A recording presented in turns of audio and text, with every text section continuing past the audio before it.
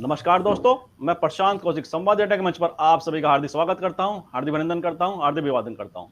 जैसा कि आप सभी जानते हैं कि संवाद इंडिया के मंच पर विभिन्न राजनीतिक विषय पर चर्चा हम आपके सामने लाते रहते हैं और आज भी इसी संदर्भ में एक बहुत ही महत्वपूर्ण राजनीतिक चर्चा हम आपके सामने लेकर प्रस्तुत हुए हैं। जैसा कि आप सभी जानते हैं, गुजरात चुनाव इस समय भारतीय राजनीति का सबसे चर्चित विषय है और कल गुजरात के अंदर पहले चरण का मतदान होगा। तो पहले चरण के मतदान को लेकर क्या संभावनाएं हैं, क्या अनुमान हैं और किन मुद्दों पर वहां के मतदाता मतदान करने की दिशा में आगे आ रहे हैं, यह हर किसी के मन में इस समय एक बड़ा विषय है। इसे जानना हर कोई चाहता है। तो ऐसे में बहुत ही जानकार राजनीति के बहुत ही वरिष्ठ पत्रकार आज हमारे साथ इस चर्चा में जुड़े हुए हैं। उनका परिचय अपने दर्शकों से कराने से पहले मैं आप सभी से आग्रह करता हूं कि अगर आपने संवाद इंडिया चैनल अभी तक सब्सक्राइब नहीं किया है तो कृपया सब्सक्राइब कर दें, क्योंकि आपके समर्थन से ही हमें शक्ति मिलती है, हमें प्रेरणा मिलती है। और मैं अपने सभी दर्शकों का और सब्सक्राइबर्स का धन्यवाद करता हूं जिन्होंने हमारे चैनल को सब्सक्राइब किया हुआ है और जिनके समर्थन से ही हम लगातार आगे बढ़ रहे हैं। तो चर्चा की शुरुआत से पहले मैं अपने सभी दर्शकों से अपने जो अतिथि हमारे आज के उनसे मैं आपका परिचय करा देता हूं। हमारे साथ हैं बहुत ही वरिष्ठ पत्रकार इलाहाबाद से सुनील शुक्ला जी, जो कि देश के जाने माने पत्रकार हैं और अपने स्वतंत्र और निष्पक्ष आकलन से वह जाने जाते हैं। मैं उनका संवाद इंडिया के मंच पर बहुत बहुत स्वागत करता हूं, बहुत बहुत अभिनंदन करता हूं। साथ ही हमारे साथ रीना भरे जी गुजरात अहमदाबाद से सीधी जुड़ी हुई हैं और जो गुजरात की राजनीति में क्या घट रहा है, क्या उसमें बदलाव आ रहा है या किस तरफ राजनीति जा रही है, वह बहुत भली भांति वहाँ की राजनीति को समझती हैं, उसे परिभाषित करती हैं। और सबसे बड़ी बात है कि रीना जी के व्यक्तित्व में कि वह बहुत ही निष्पक्षता के साथ पूरी जो राजनीतिक समीकरण है उसको परिभाषित करती हैं। मैं रीना जी का भी संवाद इंडिया के मंच पर बहुत बहुत स्वागत करता हूं, बहुत बहुत अभिनंदन करता हूं। चर्चा की शुरुआत सबसे पहले मैं रीना जी से करता हूं, क्योंकि गुजरात की राजनीति को रीना जी बहुत भली भांति देख रही हैं, भली भांति समझती हैं कि कल पहले चरण का मतदान है और किस दिशा में वहां का मतदाता क्या सोच रहा है कि राजनीति जो जनता के मुद्दे हैं। सबसे बड़ा सवाल यह कि जनता के मुद्दे, क्या जनता अपने जो जुड़े हुए मुद्दे हैं उन पर वोट करेगी या जो इधर उधर की बातें राजनीतिक दलों के द्वारा, राजनीतिक नेताओं के द्वारा की जाती हैं उससे प्रभावित होकर जनता मतदान करने जा रही है। रीना जी, इसी विषय पर आपसे पूछना चाहता हूं कि जनता वहां की क्या सोच रही है और किन मुद्दों पर प्रभावित होती आपको दिखाई देती है। रीना जी। प्रशांत जी, अभी का हालात देख के ऐसा लग रहा है कि लोग चुप है, बिल्कुल शांत है, जैसे देख रहे हैं, कुछ भी समझ नहीं आ रहा है। वातावरण कुछ ऐसा बोझल सा है। लोग अपने गढ़ मसल में जैसे हैं कि वो कुछ भी मतलब राय ऐसा बरे, ऐसा कुछ माहौल ऐसा दिख नहीं रहा है, कुछ भी राय नहीं है, सब बटे हुए हैं ऐसा लगता है। एक दौर था, आप देखो तो एक पोलराइजेशन रहता था, लेकिन अब के बार इलेक्शन में आप देखो तो ये मुद्दा बिल्कुल गायब है। ना मुस्लिम का पोलराइजेशन हो रहा है, ना हिंदू का हो रहा है, ना कोई और कम्युनिटी का हो रहा है। अभी ज्ञातिवाद है वो चरम सीमा पर है। आप देखो तो यहाँ का 2017 में पाटीदार आंदोलन के बाद का माहौल ऐसा है कि सभी पार्टियां ये समझती है कि 2017 का जो चुनाव हुआ उसमें बीजेपी का 99 सीट्स आई और कांग्रेस की 77 आई। मतलब तो ये जो सीटें का बंटवारा हुआ, जो कम हुई भाजपा की और कांग्रेस से थोड़ी बढ़ी 1990 के बाद, तो ये सोच के सब लोग ऐसे समझते हैं, सब पार्टियां इसमें आप भी शामिल है, कि हम लोग जितना ज्ञातिवाद पे फोकस करेंगे तो उतना ही हम लोगों को बेनिफिट होगा। लेकिन ऐसा कुछ है ही नहीं। क्यों? कि सब जगह आप देखो तो पटेल के सामने पटेल है, खारवा के सामने खारवा है, ओबीसी के सामने ओबीसी है। जब जगह जो जो मत क्षेत्र है, जहाँ जिसकी बहुमति है, ऐसे टिकट का बंटवारा किया गया है। लेकिन ऐसा पॉसिबल लग नहीं रहा है मुझे तो एक बात। और लोग महंगाई से त्रस्त है, बेरोजगारी से त्रस्त है। महंगाई वर्सेस बेरोजगारी है। महंगाई है तो चलो महंगाई का आप सामना करोगे, लेकिन आपके सामने इनकम तो होना चाहिए। लेकिन ये तो दिख नहीं रहा है, कहीं भी बेरोजगारी मतलब रोजगारी है नहीं, ना उसके ऑप्शन है। फिर आप देखो कि कोरोना के बाद जो स्मॉल इंडस्ट्री थी वो भी बहुत काफी खत्म हो चुकी है। कितने भी धंधे रोजगार खत्म हो चुके हैं। तो छोटे मोटे जो लोग हैं वह 10-15 हजार में गुजारा करने के लिए बेबस है। दूसरी बात आप देखो कि 40% जितना सीधा ही सबके रसोई में इजाफा हुआ है। तो गृहिणी का जो बजट है वो अभी आप देखो तो बिल्कुल बेबिखेर हो गया है। इसलिए एक सीधी बात है कि लोग थके हैं, अब उब चुके हैं। एंटी इनकम्बेंसी का फैक्टर तो है ही है। लेकिन मैंने बोला अभी पहले, ऐसी इस प्रकार पोलराइजेशन कहीं नजर नहीं आ रहा है, क्योंकि ओबीसी से भी क्या है, मुस्लिमों का भरोसा उठ चुका है। क्योंकि मुस्लिम खुद ऐसा मानते हैं कि ओबीसी की पार्टी जो है वो हरा ग्रीन कमल ही है, मतलब कि उनके बेस में यही है। तो हम लोग क्यों मतलब मुस्लिम समझ के उनको वोट दें। एक बात ये हो रही है। तो अभी मुद्दे काफी है। फिर मोरबी की दुर्घटना भी हुई, और उसमें आप देखो तो मनसुख पटेल को जिस तरह से सेब पैसे दिया गया, वो भी फॉरेन चले गए, तो इसका भी आप देखो कहीं ना कहीं असर लोगों पर तो पड़ेगा ही पड़ेगा, क्योंकि सीधी बात है कि उनके चीफ ऑफिसर को भी आप देखो तो पनाह दी गई, फिर नगर पालिका को भी दी गई, मतलब सब जगह आप देखो तो पब्लिक जो है उनका इतना 150 लोग जितने मर गए, तो भी जितना ध्यान देना चाहिए इतना दिया नहीं है, और उन बड़े लोगों को सिर्फ मैसेज करके चले जाने दिया। तो लोगों को ये प्रश्न उभर रहे हैं कि बीजेपी से जो आशा थी वो कहाँ है आज, हम किससे उम्मीद कर सकते हैं। आपकी भी बात की जाए तो आपका चेहरा पहले अलग था, आज थोड़ा अलग दिख रहा है, और वो भी मैंने अभी शुरू में ही बोला ऐसे जातिवाद तो वो भी खेल रहा है।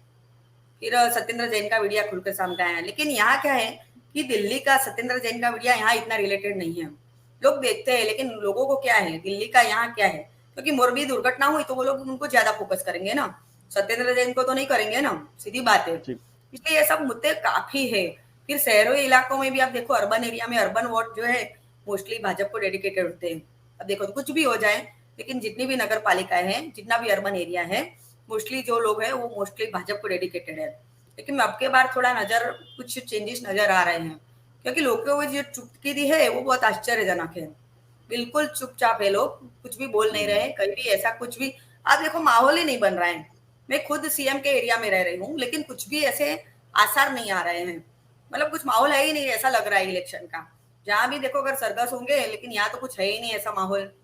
तो मतलब वातावरण ऐसा है ना, कुछ आश्चर्यजनक, लोग ऐसा उम्मीद रख रहे हैं कि पता नहीं अब के बाद क्या होने वाला है, लोग खुद ऐसा सोचते हैं, लोगों खुद को ऐसा अंदेशा है कि क्या होने वाला है, क्या होगा, क्या रिजल्ट में कुछ चेंजेस आएगा, ऐसा माहौल है अभी प्रशांत जी। बिल्कुल सही कह रहे हैं कि एकदम कंफ्यूजन का माहौल है, और अनिश्चितता कहीं ना कहीं दिखाई देती है मतदाताओं के मन की भी, कि वह कहीं निश्चिंत नहीं है कहीं, इसलिए जो एक माहौल ऐसा है कि मतदाता किधर जा रहा है, एकदम अनिश्चितता का माहौल है। तो मैं सुनील जी के पास आता हूँ। सुनील, जैसे आपने सुना, रीना जी ने बताया कि वहाँ जो मुद्दे हैं, जो जनता से जो मुद्दे, उन्होंने उसका बड़ा विस्तार से उसका वर्णन किया। आप क्या सोचते हैं कि जनता के मुद्दों पर राजनीतिक दल कहीं ना किनारा करते दिखाई देते हैं? अगर हम पिछले कुछ दिनों से देखें, जिस तरह से जो राजनीतिक दलों के बड़े नेता हैं वे अलग अलग तरह की बातें करने में तो दिखाई देते हैं आगे, लेकिन जनता के मुद्दों को उतना मजबूती से रेखांकित करने में सत्ता तो बचना चाह रही है जनता के मुद्दों से, विपक्ष भी बोलता है, लेकिन साथ में कुछ ना अलग मुद्दे भी वह जोड़ देता है जो कि ज्यादा चर्चा बटोर लेते हैं। आपका क्या नजरिया इस बारे में, सुनील शुक्ला जी? धन्यवाद प्रशांत जी। जिन बातों का उल्लेख किया रीना जी ने, वही इस बात का प्रमाण है कि वे सत्ता के दावेदार दोनों राजनीतिक दल जनता से जुड़े हुए मुद्दों पर बोलने के लिए तैयार नहीं है।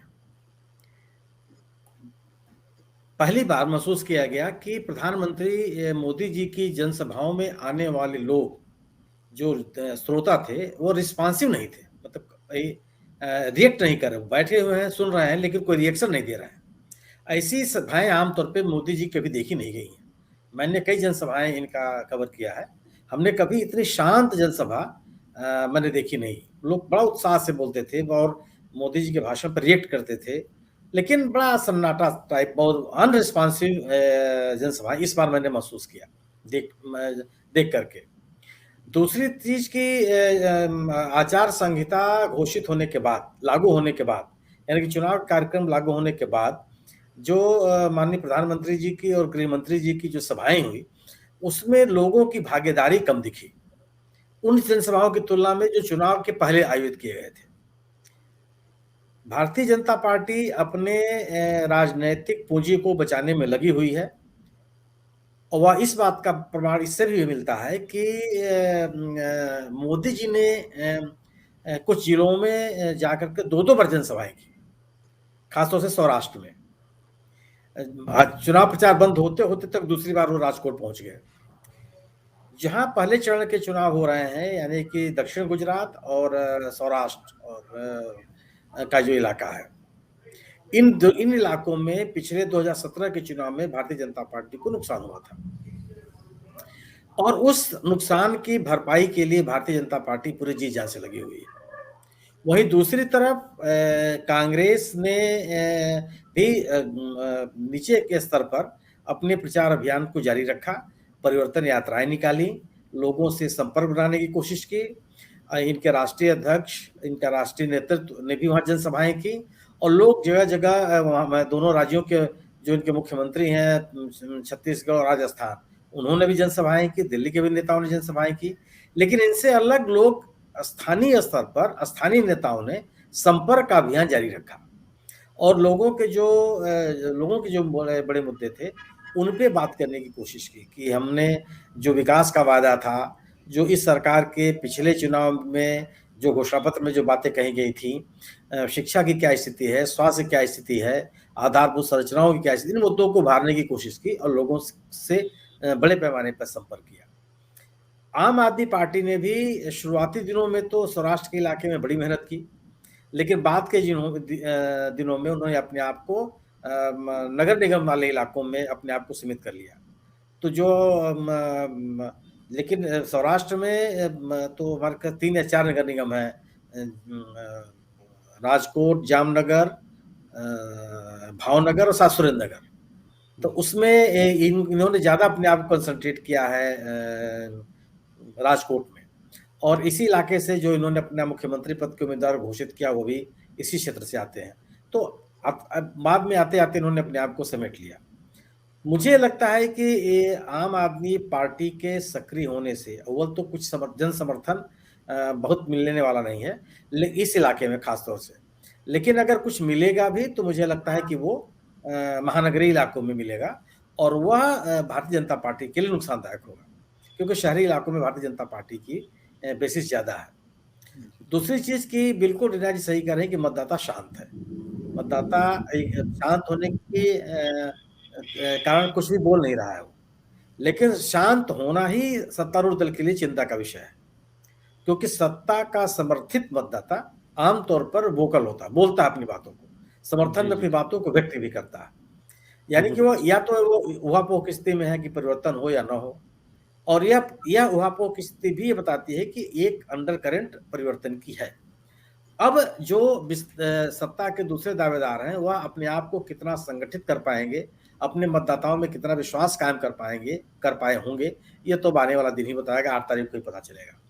लेकिन भारतीय जनता पार्टी के सामने चुनौती आई, और उस चुनौती इस रूप में भी आई कि इन इलाकों में बड़े पैमाने पर इनको विद्रोही उम्मीदवारों का भी सामना करना पड़ा, और वो विद्रोही उम्मीदवार ऐसे हैं जिनका जन समर्थन है, माने जो वर्तमान विधायक हैं, पूर्व विधायक हैं, कई बार के विधायक हैं, तो वो और वो केंद्रीय नेतृत्व के हस्तक्षेप के बावजूद वो मैदान से हटे नहीं। तो वह उनका मैदान में डटे रहने से मुझे लगता है कि वह भारतीय जनता पार्टी का ही नुकसान होगा, क्योंकि वो समान रूप से उनके साथ हो ही जाएंगे जो भारतीय जनता पार्टी के समर्थन के लोग हैं। लेकिन भारतीय जनता पार्टी का जो संगठन है वो बहुत मजबूत है, चुनाव लड़ने की जो उनकी ताकत है वो बहुत मजबूत है, संसाधन उनके पास खूब है, लोगों को मोबिलाइज करने की ताकत उनके पास खूब है, और प्रचार अभियान का जो उनका तौर तरीका है वो भी बहुत ही संगठित तो प्रभावी तरीके से चला है। लेकिन जो 2017 से एक भारतीय जनता पार्टी विरोधी स्थिति रही, वह क्या केवल जो अनामत आंदोलन की वजह से ही बना, और उस आंदोलन के खत्म होने के बाद और उस आंदोलन से जुड़े हुए नेताओं के भारतीय जनता पार्टी में शामिल होने के बाद वो खत्म हो गया उसका असर? अगर ऐसा नहीं है तो भारतीय जनता पार्टी की स्थिति बहुत अच्छी होने वाली नहीं है।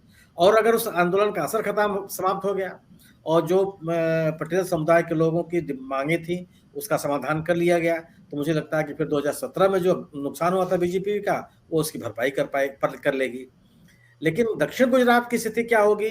दक्षिण गुजरात में भी यही हालात हैं, वहां भी भारतीय जनता पार्टी का नुकसान हुआ था, और उसमें भी आम आदमी पार्टी जो महानगरीय इलाके हैं उन इलाकों में बहुत सक्रिय है, और पिछले चुनाव में नगर निगमों के चुनाव में उन्होंने अच्छा प्रदर्शन भी किया था। तो उस कमी की भरपाई कैसे भारतीय जनता पार्टी कर पाएगी, ये भी भारतीय जनता पार्टी के लिए एक बड़ी चुनौती है। लेकिन जिस तरीके से चुनाव अभियान भारतीय जनता पार्टी ने चलाया, लेकिन जनता का वो समर्थन मिलता हुआ नहीं दिखा, मतलब सक्रिय और वोकल होकर के लोग भारतीय जनता पार्टी के पक्ष में बोलते हुए नहीं दिखे, बल्कि हमेशा दिखाई पड़ा कि पता नहीं क्या होगा। तो एक एंटी इनकम्बेंसी की स्थिति भारतीय जनता पार्टी के सामने है। उस एंटी इनकम्बेंसी को संबोधित करने के लिए पार्टी ने अपने कई क्षेत्रों में उम्मीदवार बदले, पूरी की पूरी सरकार बदल दी, और तमाम जो दल बदल करके उम्मीदवार भारतीय जनता पार्टी में शामिल हुए थे उनको भी टिकट दिया। तो एक तरफ तो दल बदलू नेताओं को टिकट दे करके एंटी इनकम्बेंसी की स्थिति को नियंत्रित करने की कोशिश की, वहीं दूसरी तरफ दल बदलुओं के कारण स्थानीय स्तर पर भारतीय जनता पार्टी के कार्यकर्ताओं में एक निराशा का भी भाव पैदा हुआ कि अगर बाहर से ही आकर के उम्मीदवार चुनाव लड़ेंगे तो वहां जो लोग सक्रिय हैं पार्टी को लेकर के उनका क्या होगा। वह भी एक नकारात्मक पक्ष है, उसको कैसे पार्टी मैनेज की होगी तो आने वाला दिन ही बताएगा। लेकिन निश्चित रूप से मैं रीना जी की इस बात से सहमत हूं कि चुनाव के गुजरात के इस बार के चुनाव में मतदाता शांत है और क्या निर्णय लेगा यह मतदान के बाद ही पता चल पाएगा। जी बिल्कुल ठीक कहा आपने कि मतदान के बाद ही पता चलेगा कि मतदाता का रुझान किस तरफ था। लेकिन चिंता सभी राजनीतिक दलों के लिए है कि मतदाता एकदम चुप है, शांत है। और रीना जी, जैसे सुनील जी ने कहा कि मतदाता उगाव वाली स्थिति एकदम से बन गई है कि उसके शांत रहने से वोकल नहीं हो रहा है वोटर कि वो किसके पक्ष में है। और जैसा कि एक बहुत बड़ी उन्होंने बात कही कि अगर मतदाता सत्ता के साथ होता है तो वह मुखर रहता है मतदाता, हम आमतौर पर ये देखते हैं। लेकिन इस चुनाव में वह शांत है, वोकल नहीं है उस तरह से। तो यह क्या संकेत देता, साथ ही जिस तरह से भाजपा के अंदर जो गुटबाजी की बात की सुनील शुक्ला जी ने कि अगर गुजरात की राजनीति का हम इतिहास देखें, जब से नरेंद्र मोदी जी मुख्य धारा की राजनीति में गुजरात में हैं, तो जब से कम गुजरात में हम देखते हैं कि भाजपा के अंदर ज्यादा असंतोष दिखाई नहीं दिया। कभी कभार ये दो विषय तो आए, लेकिन कभी ऐसा मुखर होकर असंतोष देखने को मिला जो इस चुनाव में हमें देखने को मिल रहा है। मैं समझता हूँ शायद 19 सीटों पर बागी उम्मीदवार भाजपा के हैं इस समय। ये क्या दर्शाता है, आप क्या समझते हैं इस बारे में रीना जी? जी प्रशांत जी, सबसे पहले तो सुनील जी ने बहुत अच्छा विश्लेषण किया, एनालिसिस बहुत अच्छा था उनका। तो मैं ये बोलना चाहती हूँ कि मेरी समझ में तो एक बात नहीं आ रही हूँ, मैं पत्रकार बाद में, लेकिन पहले तो मैं एक नागरिक हूँ। तो मुझे ये बात का आश्चर्य लगता है कि भारतीय जनता पार्टी शायद आज वर्ल्ड की एक नंबर की है जिसके पास कार्यकर 8 करोड़ से ऊपर के हैं। दूसरी बात, गुजरात लेवल पे आप देखो तो उनके पास 1.25 करोड़ से 1.5 करोड़ के करीब उनके खुद के कार्यकर्ता है। लेकिन उन्होंने, जैसे कि सुनील जी ने बताया, कट टर्म 2017 में जो उनकी नुकसानी हुई थी दक्षिण गुजरात में, तो वो वहां से, वो फिर आदिवासी बेल्ट में भी, तो वहां से वो चुन चुन कर जो भी उनके मजबूत नेता थे कांग्रेस के, उनको उठा लाए और वो लास्ट मोमेंट तक ये सिनारियो चला। आप देखो कि जो टिकट बंटवारा हुआ उसके 24 घंटे पहले भी उन्होंने, वो आए थे उम्मीदवार, भाजपा ने एंट्री करवाई और उनको टिकट भी दिया। तो एक बहुत सीधी बात है कि आपके खुद सब यही सवाल उठता है रह रह के कि क्या आपके पास खुद के नेता नहीं है, आपके पास खुद के कार्यकर नहीं है, तो आपको कांग्रेस के फेस पे जो लोग लड़के आज मतलब विधानसभा में जा चुके हैं, तो उनके बल पर आपको अपना मत मतलब बटोरना है। एक सीधी बात है कि आपके पास कुछ नहीं है अपना खुद का, आपके इतने कार्यकर है तो उसका क्या है। और आपके पास जो जिन लोगों ने 32 साल से 30 साल से जुड़े हैं, जो कार्यकर है, जो धारा सभ्य है, जो विधायक है, तो क्या उनको कुर्सियां साफ करने के लिए रखेंगे? यही शब्द वर्ड यूज होता है। इसके पहले भी देखो आप, तो डोरमेट शब्द भी यूज किया गया कि भाजपा कार्यकरों को और विधायकों को डोरमेट की तरह यूज कर रहा है। तो आप सोचो कि कितनी गंदी मानसिकता है। अगर लोगों को, जो लोग भाजपा से इतने सालों से जुड़े हैं, उनके लिए तो ये दिल को छू लेने वाली बात है। और दर्दनाक बात भी है कि क्या हम लोग मतलब यहाँ लेबर की तरह काम करने ही आए हैं, हमको फायदा क्या? क्योंकि ऐसा तो है नहीं, आज सरदार पटेल वाला युग तो है अस्त हो चुका है। आज ऐसा नहीं है कि लोग सिर्फ सेवा के लिए राजकारण में आते हैं, पॉलिटिक्स में आते हैं। आज लोग मेवा के लिए ही आते हैं पॉलिटिक्स में, सीधी बात है। तो अगर कुर्सी नहीं मिली, अगर आपको सत्ता नहीं मिली, पद नहीं मिला, तो लोग क्यों काम करेंगे? एक सीधी बात है। और 30 साल से जो लोग डेडिकेटेड है, उनको आप सीधी बात है कि दरवाजा दिखा दोगे या फिर साइडलाइन कर दोगे, और कल से आए जो लोग 24 घंटे पहले आए उनको आप कुर्सी लाल जाजम बिठा के उनको कुर्सी दे दोगे, अदरवाइज टिकट दोगे, तो एक सीधी बात है असंतोष और विद्रोह तो होगा ही होगा। तो अभी देखो आप, अभी भी अगर भाजपा की सीट अब के बार कम आई तो स्थिति और विस्फोटक होने वाली है। भाजपा खुद ऑपरेशन लोटस चलाता है अन्य राज्यों में, तो मुझे तो ऐसा भी लग रहा है कहीं भाजपा के सामने ही विपक्ष मजबूत हो तो ऐसा कुछ ऑपरेशन चुनाव के बाद भी हो सकता है। हो सकने के तो बहुत कुछ हो सकता है। लेकिन यहाँ प्रशांत जी बात ये है कि इतने सारे मुद्दे होने के बावजूद कांग्रेस आज भी इतनी सक्रिय नजर नहीं आ रही है। कांग्रेस आज भी निष्क्रिय है। मान लो कि उन्होंने उदयपुर चिंतन शिविर में और द्वारका चिंतन शिविर में कुछ तय किया और छुपे एजेंडे के तहत काम करे, लेकिन इसका क्या फायदा है? ऐसा कोई सीक्रेट एजेंडा तो होता ही नहीं है। पब्लिकली आप जब काम करते हो तो क्या जरूरत है ऐसा करने की? आप खुल के काम करो ना। लेकिन ऐसा बोल रहे कांग्रेस वाले कि हमारा तो छुपा एजेंडा है जिसके तहत हम काम कर रहे हैं। लेकिन ऐसा क्या, अब तो इलेक्शन भी आ गया, कहीं ऐसा कुछ नजर ही नहीं आ रहा है। तो मतलब अब उनके पास कितने सारे मुद्दे आप देखो तो सबसे पहले तो एंटी इनकम्बेंसी है, गुजरात के लोगों को भी कुछ फेस चाहिए, नया परिवर्तन चाहिए, लेकिन कहाँ से लाएंगे? केजरीवाल पर इतना भरोसा लोगों को नहीं है। गुजरात के लोगों को फ्री बीज इतना अट्रैक्ट नहीं कर रहा है, क्योंकि यहाँ के लोग समझदार है, इंटेलेक्चुअल व्यापारी क्लास है। तो एक सीधी बात है कि वो अट्रैक्ट नहीं हो रहे। तो दूसरी ओर ये है कि कांग्रेस है वो ऑप्शन के तौर पर उभर ही नहीं रही आज भी। राहुल जी भले भारत में भारत जोड़ो यात्रा कर रहे हो, लेकिन उसका यहाँ तो क्या है, मतलब कुछ है ही नहीं। गुजरात में उनका दौरा ही नहीं है, अभी एक सभा करके गए हैं। फिर मोरबी घटना पे भी कुछ काफी बोल सकते थे, मुद्दे उठा सकते थे, लेकिन उन्होंने बोला कि हम लास्ट पर राजनीति नहीं करना चाहते। ठीक है, मानव अधिकार है, आपकी बात से सम्मत है, लेकिन आप प्रश्न तो उठा सकते हैं, जयसुख पटेल पे उठा सकते हो ना। आप लाशों पे मत राजनीति करो, लेकिन आप जयसुख पटेल पे राजनीति करो कि वो क्यों भाग गया ऐसे सब छोड़ के, लोगों का क्या है। और दूसरी बात मैं आपको ये बताना चाहती हूँ कि मुझे खुद को ये बात है ना बहुत दिल को छू गई है कि जो 9 लोग हैं जिनको गिरफ्तार किया गया मोरबी में, बिल्कुल छोटे लोग हैं, बिल्कुल 2-5 हजार में नौकरी करने वाले लोग हैं, तो उनके लिए क्या ह्यूमन राइट नहीं लगता है? सही बात तो मुझे तो ऐसा लग रहा है कि इनके लिए ह्यूमन राइट वालों को आगे आना चाहिए, क्योंकि लड़ने वाला ही कोई नहीं उनके लिए, बलि का बकरा बनाया जा रहा है उनको। तो ये बात कौन समझेगा? उनके तरफ से कौन लड़ेगा, कौन आवाज उठाएगा? बेचारे बेबस है वो लोग कि उनको जेल हो गई, किसी के परिवार के वो निभाने वाले थे, तो आज उनका परिवार भी तो आप देखो लाचार हो गया, कौन उनका परिवार चलाएगा? तो काफी मुद्दे हैं। वो लोग निर्दोष है, 150 मर गए, वो लोग निर्दोष थे। 9 लोग जो आज जेल में बंद थे वो निर्दोष है, और वो जो करने वाला था वो तो भाग गया आराम से। ये सब मुद्दे तो बनते हैं, लेकिन उठाने वाला कोई है ही नहीं, ना अरविंद केजरीवाल ने उठाए।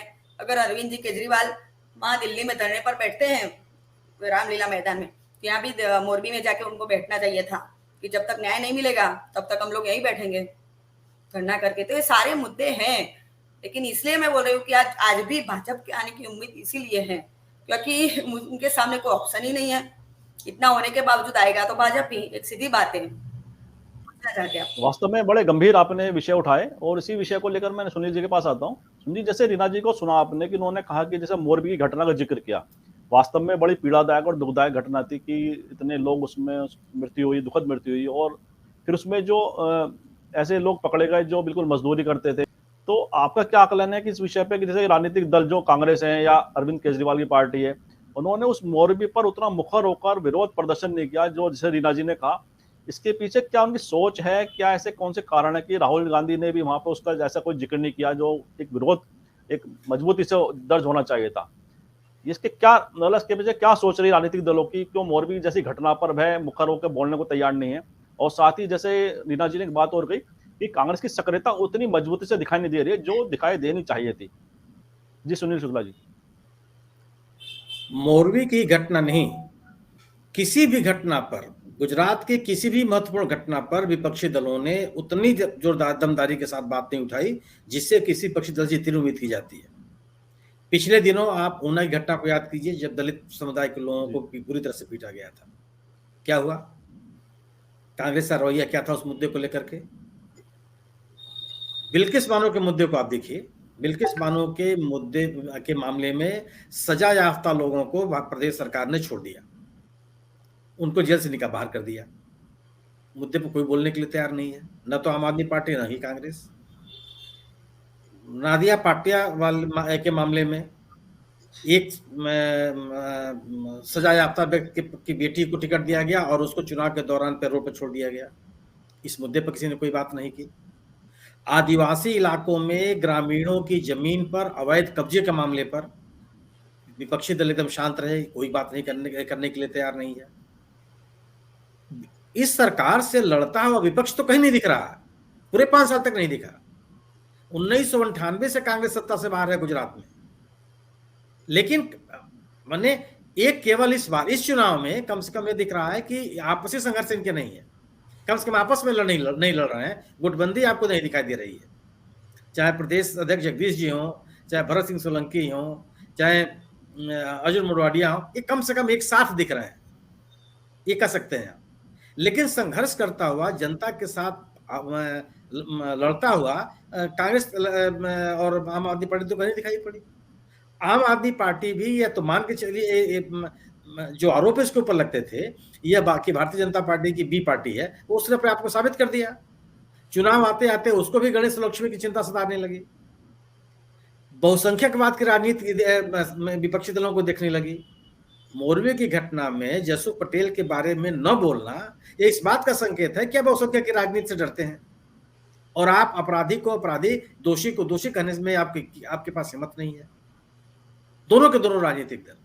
तो आप भले ही ये कहिए कि एक भारतीय जनता पार्टी पोलराइजेशन की राजनीति करके अपने आप को सत्ता में बनाए हुए है, लेकिन विपक्ष की राजनीति करके आप भी सत्ता में आने के लिए कोई प्रयास नहीं कर रहे हैं। लोग परिवर्तन चाहते हैं।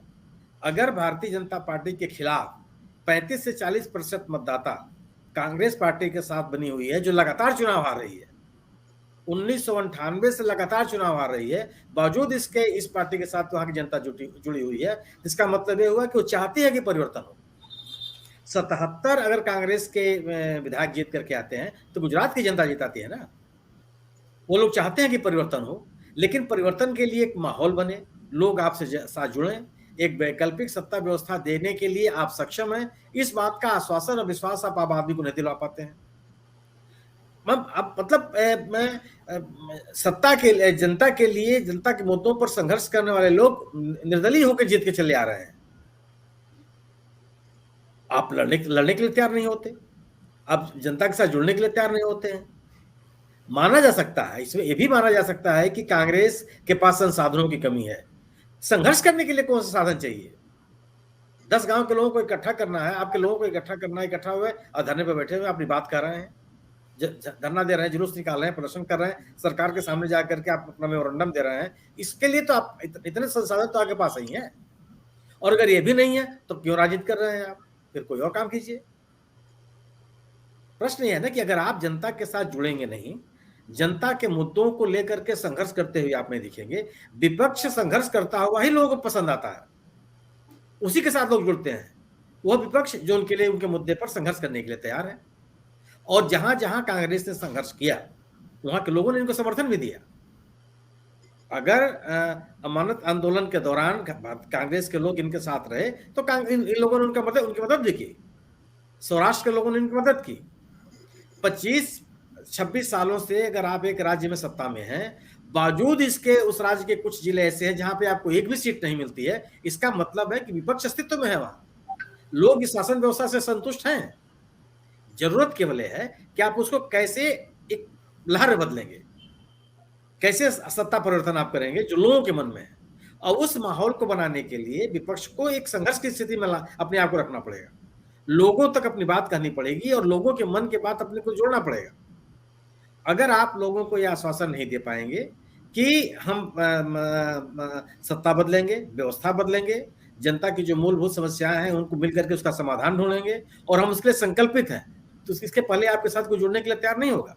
आम आदमी पार्टी के साथ क्या हुआ? आम आदमी पार्टी जब शुरुआती दिनों में आई और जिस तरीके से उसने एक वैकल्पिक शासन की बात की, वहां पे सरकारी कर्मचारियों की बात की, लंबे समय से जो लोग कॉन्ट्रैक्ट बेसिस पे काम कर रहे हैं, कैजुअल के रूप में काम कर रहे हैं, उनके मुद्दे को लेकर बात की, जो वहां पे ओल्ड पेंशन योजना को लेकर के बात अपनी कही कि हम आपके समाधान करेंगे।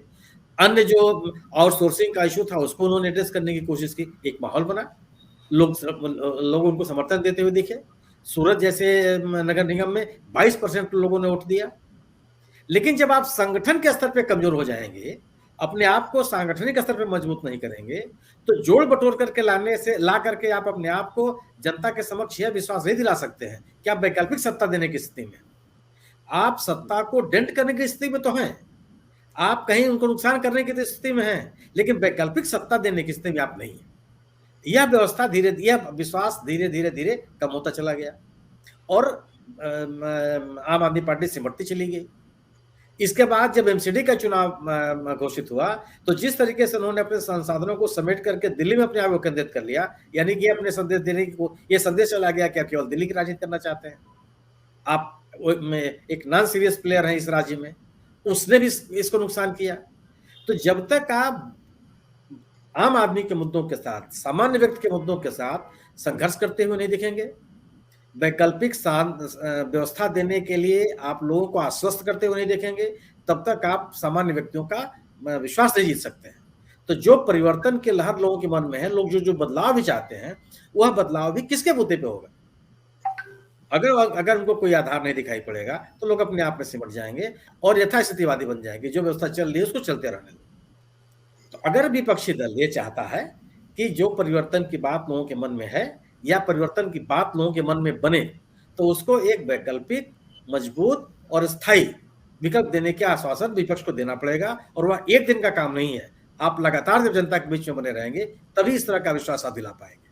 जी, लगातार जनता के बीच में जब बने रहेंगे, जब भी आपकी विश्वसनीयता पर जनता विश्वास भी करेगी और आपके समर्थन में दिखाई भी देगी। इसी प्रश्न को लेकर मैं रीना जी के पास आता हूँ। जैसे कि सुनील जी ने कहा कि जो विपक्ष के जो, अगर हम देखें विपक्ष की जो रणनीति गुजरात के अंदर रही है, वह उतनी मुखरता के साथ कभी दिखाई नहीं देती है। इसलिए कहीं ना कहीं जो विपक्ष एक जगह जाकर रुक जाता है ना, 25-26 साल का लगातार वह विपक्ष में बैठा हुआ है, लेकिन उसके बावजूद भी बढ़ता तो है, लेकिन एक जगह जाकर स्थिर हो जाता है। जो जीतने के लिए आवश्यक सीटें हैं उसमें वह पीछे रह जाता है। और इसी विषय को साथ में मैं पाटीदार आंदोलन से भी जोड़ता हूँ कि पाटीदार आंदोलन पिछले चुनाव में बड़ा मुखरता के साथ सबके सामने था और उसके जो मेन किरदार थे हार्दिक पटेल आज भाजपा के अंदर हैं। तो पाटीदार आंदोलन की पृष्ठभूमि और हार्दिक पटेल का भाजपा में जाना, क्या यह भी कुछ बीजेपी के पक्ष में कुछ हवा बना सकता है, या केवल अब जो पाटीदार आंदोलन था केवल भूतकाल की बात रह गई है वो? रीना जी। प्रशांत जी, एक्चुअल में आप देखो थोड़ा पीछे, तो 2017 में अगर कांग्रेस चाहती ना तो उसी वक्त तो सरकार बना सकती थी, क्योंकि उस वक्त भाजपा के विरोध में आप देखो कितने पाटीदार खड़े थे। एक नहीं, 3-3, 4-4 आंदोलन चल रहे थे। अल्पेश ठाकुर का चल रहा था, जिग्नेश मेवाणी का चल रहा था, हार्दिक पटेल का चल रहा था। तो उसी वक्त वो सरकार बना सकती थी। लेकिन उसको ऐसा लग रहा है कि जैसे मैं 77 बैठक पे हम लोग आ गए तो बहुत अच्छा हो गया, उन्होंने संतोष मान लिया और उससे आज भी वो खुश है। उसको अपनी सिद्धि गिना रहे हैं, वो सफलता गिना रहे हैं। तो अब देखो तो खुश है इससे, मतलब उनको आगे जाने के कोई प्रयत्न करने की कोई इच्छा ही नहीं है। वहां जुथबंदी 5 लोगों का जुथ है, तो वो जुथबंदी ऐसी होती है कि बस उसमें वो मतलब पूरे दिन लगे हुए जैसे रहते हैं। तो क्या है, इतना प्रयास ही नहीं है उनका। तो अभी अब के बार भी आप देखो कि काफी मुद्दे हैं। आप आपकी बात जाने दो, लेकिन कांग्रेस के पास तो काफी मुद्दे हैं। 1990 के बाद आप देखो तो उनके सिमट के जो 50% शेयर थे, वो वोट शेयरिंग था, वो सिमट के 24% के आसपास आ गया था। और अभी 2017 में आप देखो तो फक्त 7 और 8% उनका मार्जिन रह जाता है कांग्रेस और भाजपा के वोट शेयरिंग का। उनका 41 के आजू बाजू का है और भाजपा का 49 के आसपास का है। तो इतना वोट शेयरिंग है। अगर आप अब के बार भी आप देखो तो आपके एंट्री के बाद फिर असंतुष्टों की बात देखो, आप विद्रोहियों की, फिर ये सब मुद्दे देखो, तो उनके पास इतने मुद्दे हैं कि वो उठा के आप देखो तो बिल्कुल मुझे ऐसा लग रहा है सरकार बनाने के में सफल हो सकते हैं, लेकिन उनका प्रयास ही नहीं है। फिर आपने पूछा मुझे कि हार्दिक, तो हार्दिक के लिए तो क्या है कि पाटीदारों में खुद में असंतोष है, क्योंकि समाज में अराजकता तो उसने फैलाई है, लेकिन 14 लोग जो है वो शहीद हो गए पाटीदार आंदोलन के युवक। तो वो एक सीधी बात है, 14 लोगों के वो मारने वाला जो इंसान है, सीधे तौर पर लोग यही बोलते हैं क्योंकि वो जिम्मेवार तो वही है। आज नहीं तो कोई तूफान नहीं, कोई दंगा नहीं है, तो भी लोग 14 लोग मर गए बिना किसी वजह के। और समाज पूरा आप देखो तो मैं खुद भी फंस गई थी, आपको बताऊं। ऐसा अराजक माहौल था कि मैं खुद भी फंस गई थी, कि मुझे भी डरना पड़ रहा था। अब तक तो बात ये होती है कि हिंदू मुस्लिम के तूफान हुए तो हम फंस गए या कोई मर गया, लेकिन पाटीदार जो हिंदू है उनके आंदोलन में देखो तो फंसने का मतलब वक्त आ गया। ऐसी स्थिति थी गुजरात की। और वो खुद भी मोदी को हिटलर, जनरल डायर ये सब बोल चुका है कि मैं कभी भाजपा में अपने जीते जी तो कभी पैर रखूंगा नहीं, मैंने अपनी माँ का दूध पिया है। तो ऐसा सब काफी उसने निवेदन किए हुए थे। तो भी आज देखो कि कैसी मजबूरी और कौन सी भाजपा की ऐसी मजबूरी है कि हार्दिक पटेल के लिए लाल जाजम बिछा के रखा और उनको फुल तोरा पहना के आप देखो तो एंट्री दे दी। सबको लोगों को ऐसा लग रहा था कि एंट्री तो दी, चलो उनको टिकट नहीं बांटेंगे, उनको भी दूसरे कार्यकरों की तरफ साइड में कर देंगे, लेकिन ऐसा नहीं हुआ, उसको टिकट भी दिया गया। और उनके लिए आप देखो तो योगी जी भी खुद प्रचार कर रहे हैं, मोदी जी ने ये किया, खुद स्टेज पर उनको बिठाया। इसलिए सब बहुत ही लोगों को तो बिल्कुल पसंद नहीं है बातें। और ये मोदी जी ने, पता नहीं मेरी समझ में ये बात नहीं आ रही है कि इतना सारा मैसेज है, लोगों की खुद की इतनी नाराजगी है, पाटीदारों ने काफी बार खुद की नाराजगी दर्शाई है, तो भी पता नहीं उनको स्टेज पर बिठा के रखते हैं। एक तो अब उनकी फेवर की बात बिल्कुल नहीं है। पाटीदार अगर थोड़े भी खुश होंगे तो ईडब्ल्यूएस अभी सुप्रीम ने भी बहाल किया है, तो उसी वजह से थोड़े बहुत खुश हो सकते हैं।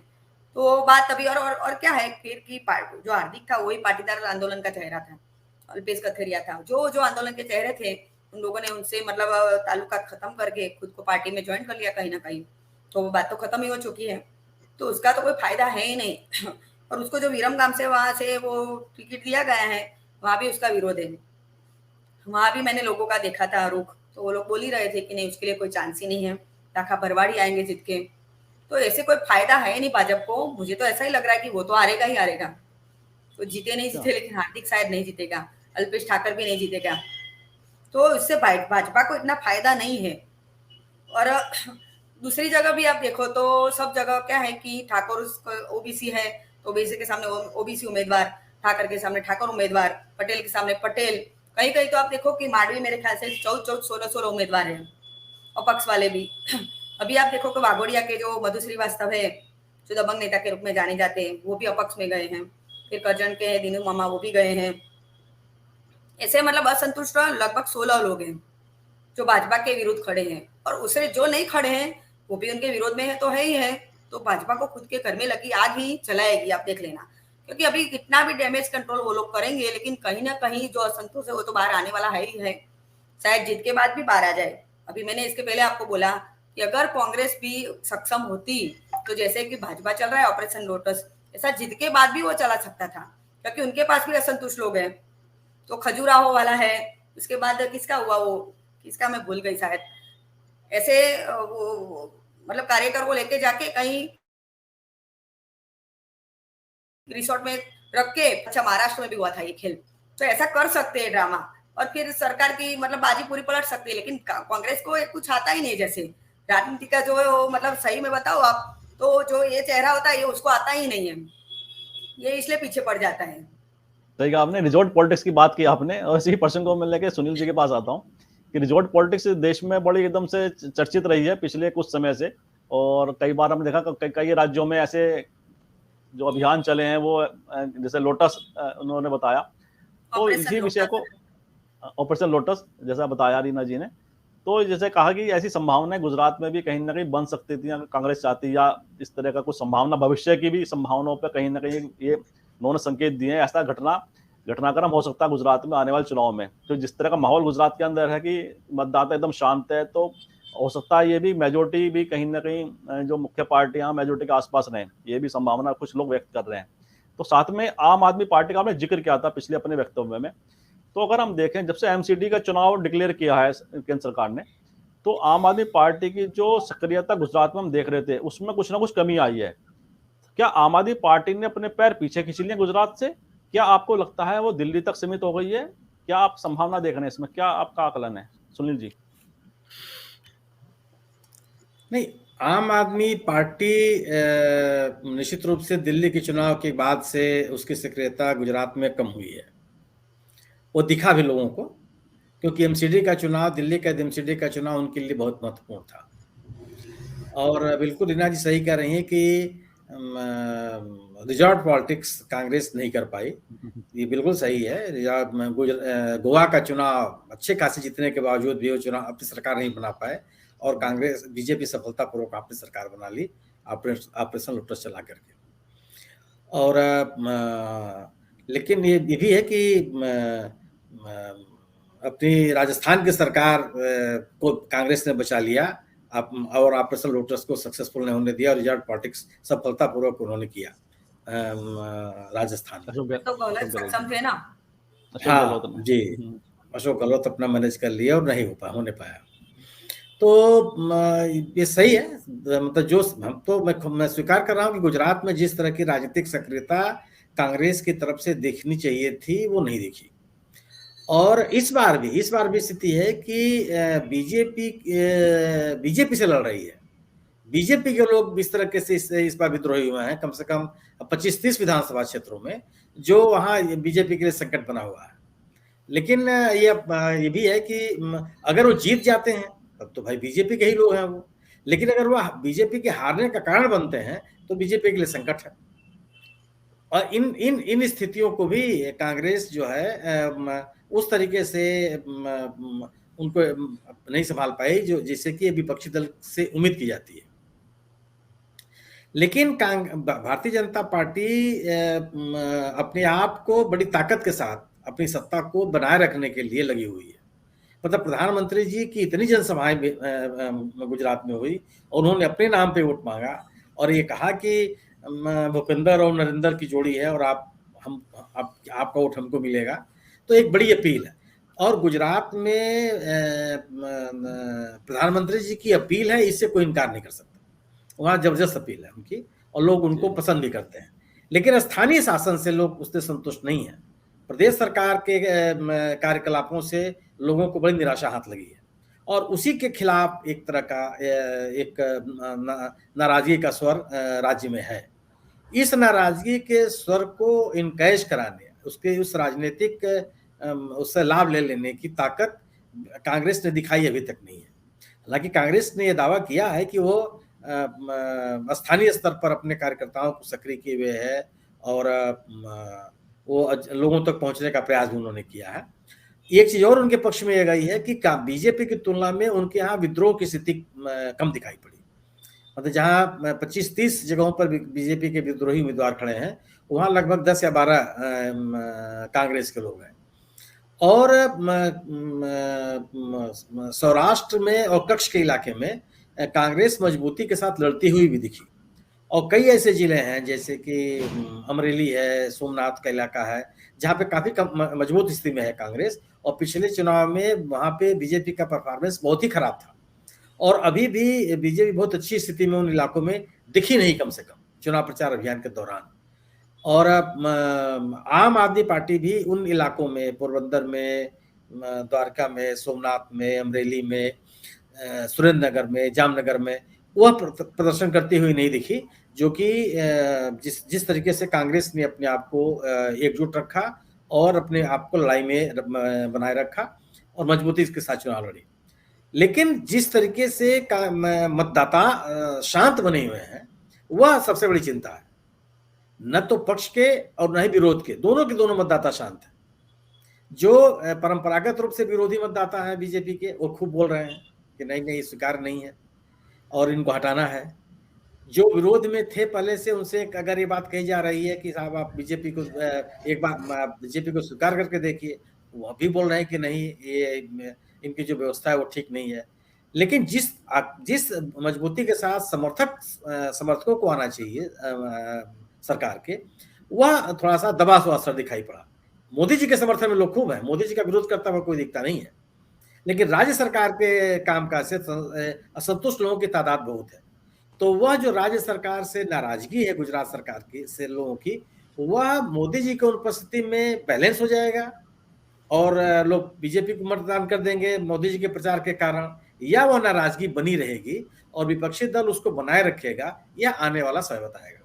जी बिल्कुल ठीक कहा कि जो मतदाताओं का शांत रहना ही सबसे बड़ी चुनौती है राजनीतिक दलों के लिए, और राजनीतिक दलों के जो समीकरण है, जो उनकी रणनीति है, वह भी कहीं ना कहीं गड़बड़ा रही है कि मतदाता कहीं भी अपने जो उसका मन है वो स्पष्ट रूप से उसका व्यक्त नहीं कर पा रहा, अपनी बातों को, अपने विचारों को।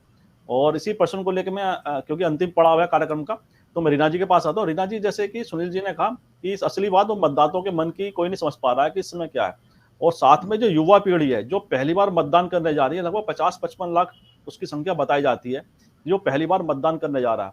और युवा पीढ़ी के सामने शिक्षा और रोजगारी, ये दो विषय ऐसे हैं कि जो है अपना, क्योंकि युवा शिक्षा के बाद अपनी रोजगार का एक उसके सामने बड़ा प्रश्न होता है।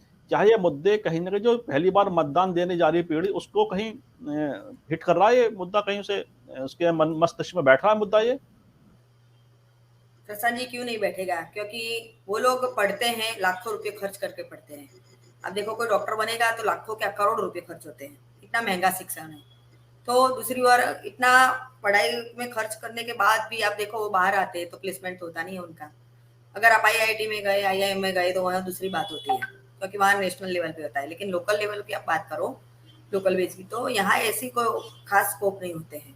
अब आज देखो, एक समय था कि MBA, मतलब सब बोलते हैं MBA क्या बात है, लेकिन आज देखो MBA का हालत क्या है।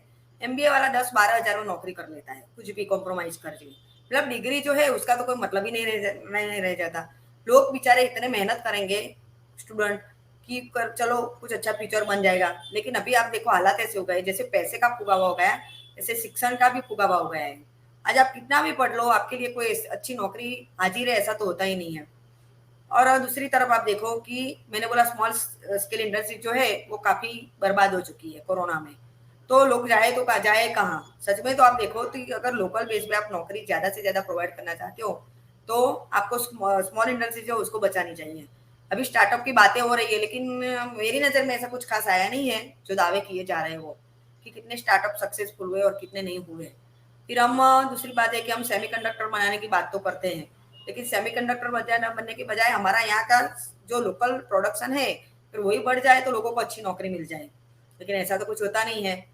हमको इंटरनेशनल कंपैरिजन करने के बजाय सही बात तो ये है कि लोकल जो मुद्दे हैं उनको ध्यान देना चाहिए और फोकस करना चाहिए। जब तक लोगों को प्राइमरी बेस पे सब सुविधाएं नहीं मिलेगी तब तक तो कुछ भी हो जाए, हम इंटरनेशनल में चमके कि हमारी नॉन ली जाए, लेकिन क्या फायदा है? कुछ फायदा तो है नहीं। लोगों के प्रश्न तो जहाँ के रहा है, तो लोगों की जो परेशानियां है उनके साथ जुड़ना पड़ेगा। विकास को हम लोग क्या बोलते हैं कि जैसे कि ब्रिज बन गए अच्छे अच्छे तो उनको विकास बोलते हैं, रोड रास्ते अच्छे बना दो चलो उसको विकास बोलते हो, बांध बना दो तो उसको विकास बोलते हो, लेकिन इंसानों का विकास के साथ जुड़ने का कब शुरू होगा? मेरी समझ में तो ये बात नहीं आ रही है। आप देखो कि जो संकल्प पत्र होता है, भाजपा का संकल्प पत्र में भी कुछ भी नया नहीं दिखा, ना कांग्रेस के संकल्प पत्र में कुछ भी नया दिखा, कोई मुद्दे ही नहीं है किसी के पास ऐसे। अभी पॉल्यूशन का मुद्दा जो है वो तो इतना बड़ा है कि उसकी वजह से आप देखो कि लोगों को जो रोग होते हैं, काफी कैंसर हो, फेफड़ा के हो, अस्थमा हो, ये सारे रोग जो है हमको मिल रहा है क्या है? हमारा जो बेहतर है, हम जो हवा पानी और खुराक यूज करते हैं उसकी वजह से हमको मिल रहे हैं, लेकिन ऐसे तो कोई स्कोप ही नहीं है दूर तक कि हमको शुद्ध प्योर खुराक मिलेगा। ऐसा तो कोई भी किसी पार्टी को इंटरेस्ट है ही नहीं, ना लोगों को भी है, इसलिए लोग भी कहीं ना कहीं जवाबदार तो होते ही हैं। आप देखो तो, क्योंकि अगर लोग भी खुद अपने मुद्दे उठाने लगेंगे और जवाब देने लगेंगे तभी मुझे लगता है कि लोकशाही चरितार्थ होगी। अदरवाइज आप देखो कि सत्ता का, सुनील जी ने अभी बताया कि लोकल बेस पे गवर्नर, यहाँ की लोकल जो बॉडी होती है उससे नगर पालिका ऐसे लोग खुश नहीं है, और सही बात है। अगर डेमोक्रेसी सही है तो डेमोक्रेसी में सत्ता का विकेंद्रण होता है, सीधी बात है। तो सत्ता का जो हस्तांतरण होना चाहिए वो तो हो ही नहीं रहा है। अब मोदी जी वहां से बैकसीट ड्राइविंग तो कितना करेंगे? वही नहीं, पॉसिबल ही नहीं है। तो लोकल नेता है कहाँ? अभी कहीं नजर ही नहीं आ रहे हैं। सब जगह देखो, शायद आप कहो योगी जी है यूपी में, लेकिन तो भी क्या है कि उनका थोड़ा बहुत तो इंटरफेयर रहेगा। तो लोकल जो नेता होने चाहिए वो तो कहीं भी तैयार है ही नहीं। मोदी जी के बाद कौन? ये प्रश्न तो है ही है। अगर मोदी जी सक्षम है, भारत को आगे ले जा रहे हैं तो सही बात है, लेकिन उनके बाद कौन? ये सवाल तो उठता ही है हर एक के मन में। इतना कहना चाहती हूँ। नहीं, बड़े सही कहा आपने आपने बहुत सही कहा कि बड़े विस्तार से आपने बताया कि मतदाताओं की सबसे बड़ी समस्या ये आती है कि मतदाता अपने मुद्दों पर उतना मुखर नहीं दिखाई देता जो इतना मुखर उसे होना चाहिए। और कार्यक्रम का अंतिम पड़ाव में सुनील जी के पास आता हूँ। सुनील, जैसा पूरी चर्चा आपने सुनी और जिस तरह से रीना जी ने कहा कि जो मुद्दे हैं पर्यावरण के, स्वास्थ्य के, मतलब उस पर तो कोई बात करता ही नहीं है, वो बात करता दिखाई देता भी नहीं है। और क्योंकि मतदाता इतना उस पर शांत है, इतना उस पर मुखर कभी नहीं होता है मतदाता, इसलिए राजनीतिक दल तो उन मुद्दों से बचते ही हैं जो ऐसे मुद्दे होते हैं जहां पर राजनीतिक दलों की जिम्मेदारियां बनती भी हैं और वह घिरती भी हैं उन मुद्दों पर। तो इसलिए आपका क्या आकलन है कि जनता को आखिरकार अपने मुद्दों पर कब जनता खड़ी होगी? और साथ ही एक जैसे आदिवासी को विषय को और मैं लाना चाहता हूं आपके सामने कि आदिवासी क्षेत्र इस समय चुनाव में, ये भी गुजरात चुनाव में बड़ा मुख्य मुद्दा रहा है आदिवासी क्षेत्र का, आदिवासी लोगों का। और राहुल गांधी ने अपनी सभा में आदिवासी लोगों को केंद्रित कर अपना भाषण में दिया था। तो ये क्या आदिवासी क्षेत्र का विषय भी गुजरात चुनाव को प्रभावित कर सकता है? आपका क्या इसमें आकलन है? पूरी चर्चा को साथ में पूरी चर्चा का भी आकलन साथ में कर दीजिए सुनील जी। निश्चित रूप से जनता से जुड़े हुए मुद्दों का समाधान न होने की वजह से ही यह चुनाव शांत दिख रहा है। जनता अपने महंगाई का मुद्दा हो, बेरोजगारी का मुद्दा हो, बेहतर शिक्षा का मुद्दा हो, सस्ते स्वास्थ्य का विषय हो, आधारभूत संरचनाओं का विषय हो, आदिवासियों से की जमीनों पर अवैध कब्जे हों, उनको दिए गए पट्टों पर उनके कब्जे का न हो पाना हो, खराब सड़कों की स्थिति हो, सिंचाई के साधन किसानों तक न पहुंचने का मुद्दा हो, ये निश्चित रूप से यही मुद्दे हैं जिसकी वजह से सत्तारूढ़ दल अपने आप को निश्चित नहीं कर पा रहा है। बाकी दिखाने के लिए, कहने के लिए उसके पास तो बहुत कुछ है, लेकिन अगर अगर अगर चुनाव एकदम शांत चल रहा है तो यह जनता के जुड़े हुए मुद्दे हैं जिनका समाधान पिछले 5 वर्षों में या पिछले 25 वर्षों में नहीं हुआ और स्थितियां खराब से खराब होती चली गई। आपके पास रोजगार के अवसर घट गए, नोटबंदी और जीएसटी के कारण से सूरत जैसा औद्योगिक नगर प्रभावित हुआ। आज वहाँ टेक्सटाइल्स और हीरे का जो व्यापार है उसका टर्नओवर कम हुआ, उसमें काम के घंटे कम हुए, और जब काम के घंटे कम हो गए तो रोजगार के अवसर कम हो गए लोगों के सामने। औद्योगिक इकाइयाँ अपनी फुल कैपेसिटी से चली नहीं, नई इकाइयाँ आई नहीं, और यही वजह रही कि चुनाव घोषणा के पहले तक औद्योगिक इकाइयों का शिलान्यास किया गया है लोगों को बताने के लिए कि हम रोजगार के अवसर तलाश रहे हैं। ये एक बड़े मुद्दे हैं यह, और इन्हीं मुद्दों की वजह से एक परिवर्तन की लहर, एक परिवर्तन का माहौल है, और उस परिवर्तन के माहौल को दबाने के लिए ही भारतीय जनता पार्टी ने अपने पूरी की पूरी सरकार को बदला। अगर परिवर्तन का माहौल नहीं होता तो कोई जरूरत ही नहीं थी। अगर आपकी सरकार इतनी लोकप्रिय है तो सरकार के मंत्रियों को बदलने की आवश्यकता क्या है? लेकिन एक परिवर्तन की लहर इसीलिए बनी कि यह राज्य सरकार से जो डिलीवरी की उम्मीद थी, जो सुशासन की उम्मीद थी, वो नहीं हो पाया, और आपको 3-3 मुख्यमंत्री बदलने पड़े। प्रश्न यह है कि अगर आप जनता अपने मुद्दों के साथ जुड़ी नहीं रहती तो ये हालात क्यों बनते? जनता के सामने अपने मुद्दे गंभीर हैं और उसी को लेकर के वो अपनी बात कहना चाहती है। अन्यथा जिस तरीके की राजनीति, भावनाओं की राजनीति हो रही है, 2002 के दंगे को याद दिलाया जा रहा है, माननीय प्रधानमंत्री जी के चेहरे को सामने रख के चुनाव लड़ने की बात की जा रही है। एक अपने संकल्प पत्र में नौकरी देने और अन्य भावनाओं से जुड़े हुए मुद्दों को शामिल किया गया है, लेकिन ये अपील करता हुआ दिखा नहीं, और इसी की वजह से सत्तारूढ़ दल जो अपने आप को आश्वस्त नहीं कर पा रहा है। वो तो एंटी इनकम्बेंसी मतों में आम आदमी पार्टी और कांग्रेस के बीच में बंटवारा न हो तो स्थिति बहुत गंभीर होगी। ग्रामीण क्षेत्रों में तो कम से कम स्थिति है कि आम आदमी पार्टी उतना, मुझे लगता है, रीना जी बेहतर जानती होंगी, मुझे लगता है कि ग्रामीण क्षेत्रों में आम आदमी पार्टी कांग्रेस को उतना प्रभावित नहीं कर पा रही है, लेकिन शहरी इलाकों में तो बीजेपी प्रभावित हो रही है। अगर शहरी इलाकों में 2 वोट भी मिलता है आम आदमी पार्टी को तो बीजेपी का वोट है। तो वो हालात इस तरह के बने हुए हैं, और यही जनता के ही वो मुद्दे हैं जिनकी वजह से एक लोगों में बदलाव की चाहत हो रही है, क्योंकि यह इतने लंबे समय तक सत्ता में बने रहने के कारण जो एक माने प्रशासनिक शिथिलता के हालात बन गए, उससे भी लोग निजात चाहते हैं। अब ये जो लोग चाह रहे हैं वो कितना बदल पाएंगे, उनको कितना विकल्प मिलेगा अपनी चाहत को पूरा करने के लिए, ये तो आने वाला समय बताएगा। जी बिल्कुल बिल्कुल सही कह रहे हैं कि आने वाला समय बताएगा। बात वही आती है कि मतदाता का जो मन है वो स्पष्ट रूप से कहीं भी रेखांकित नहीं हो रहा है चुनाव में, इसलिए हर राजनीतिक दल की धड़कनें बढ़ी हुई हैं कि मतदाता का रुझान किधर है, और सभी राजनीतिक दल अपने अपने स्तर से इसमें प्रयास में है कि वे मतदाताओं को लुभा सकें। और सत्ता के लिए तो चुनौती वास्तव में बड़ी चुनौती है, क्योंकि जिस तरह से सुनील जी ने कहा, रीना जी ने कहा कि अगर सत्ता सब कुछ काम में ठीक होते हैं, मतदाताओं का मन वो जीतने में सफल होते हैं, तो पूरी की पूरी मुख्यमंत्री सहित पूरी कैबिनेट बदलने की आवश्यकता नहीं पड़ती। तो इसलिए चुनौती बढ़ी है सत्ता के सामने। वहीं विपक्षी दलों के सामने, विशेषकर कांग्रेस के सामने भी चुनौती है कि वह अपनी जो उनकी जो पिछली सीट थी 77, उसको वह क्या जीत पर ले जा सकती है, जीत के मुहाने तक ले जा सकती है। यह सब तो 8 तारीख को पता चला जब मतगणना होगी और सारे रिजल्ट सामने आएंगे। लेकिन कल पहले चरण का मतदान है, और हम संवाद इंडिया के मंच पर सभी मतदाताओं से अपील करते हैं कि ज्यादा मतदान करें, कि लोकतंत्र का उत्सव होता है मतदान का दिन, चलिए ज्यादा मतदान करें और अपने अधिकार का उपयोग करके अपनी मन की सरकार चुने। इन्हीं शब्दों के साथ आज की चर्चा को विराम देते हैं, और मैं रीना जी का बहुत बहुत आभार व्यक्त करता हूं कि उन्होंने, क्योंकि गुजरात चुनाव की वजह से उनका बहुत ही व्यस्त शेड्यूल चल रहा है और विभिन्न प्लेटफॉर्म से पर उनकी डिबेट लगातार चल रही है, तो उन्होंने हमें समय दिया, इसके लिए मैं उन्हें धन्यवाद व्यक्त करता हूं, उनका आभार व्यक्त करता हूं।